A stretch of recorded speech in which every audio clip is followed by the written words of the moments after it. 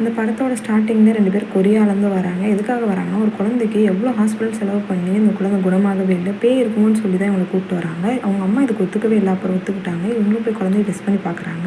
ஏதோ அந்த குழந்தை மேல வச்சு பார்க்குறாங்க. அப்புறமா ஒத்துக்கிறாங்க. இவங்க இந்த குழந்தை மேல ஏதோ பேய் இருக்குன்னு சொல்லிட்டு, சரின்னு அவங்க அம்மாட்டயும் சொல்கிறாங்க. அவங்க அம்மாவும் சரின்னு ஒத்துக்கிறாங்க. சரின்னு நான் உங்க வீட்டுக்கு போய் பார்க்கணும் அப்படின்னு சொல்லி அவங்க 2 பேரும் அவங்க வீட்டுக்கு கிளம்புறாங்க. சரின்னு சொல்லிட்டு அங்கே போயிட்டு அவங்க அப்பாவை மீட் பண்ணலான்னு பார்க்குறாங்க. அந்த குழந்தையோட அப்பா எங்கே வெளியே இருந்து கொஞ்சம் லேட்டாக தான் வந்தார். அப்புறமா அவங்க அப்பாவோட எல்லாம் அறிமுகமாகி உட்காந்து பேசிகிட்டு இருக்காங்க.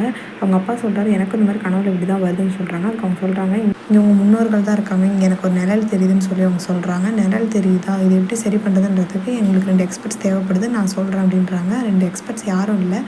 அவங்க யாருன்னா ஒரு ஜியோகிராஃபர். அவர் வந்து என்னன்னா, வாஸ்து சரியில்லாத புதைச்ச ஒரு இடத்துல இருக்க பணத்தை தோண்டி வேற ஒரு இடத்துல புதைக்கிறது தான் இவங்களோட வேலையே.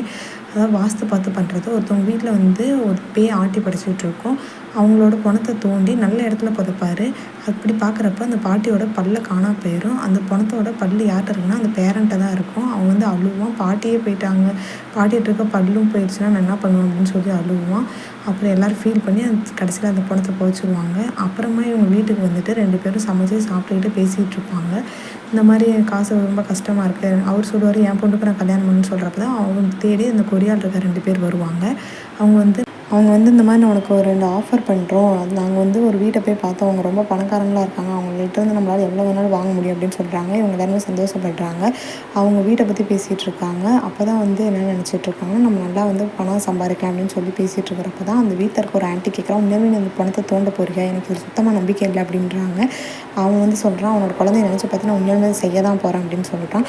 இதுக்கு மேலே தான் அவங்களோட கதையே ஸ்டார்ட் ஆகுது.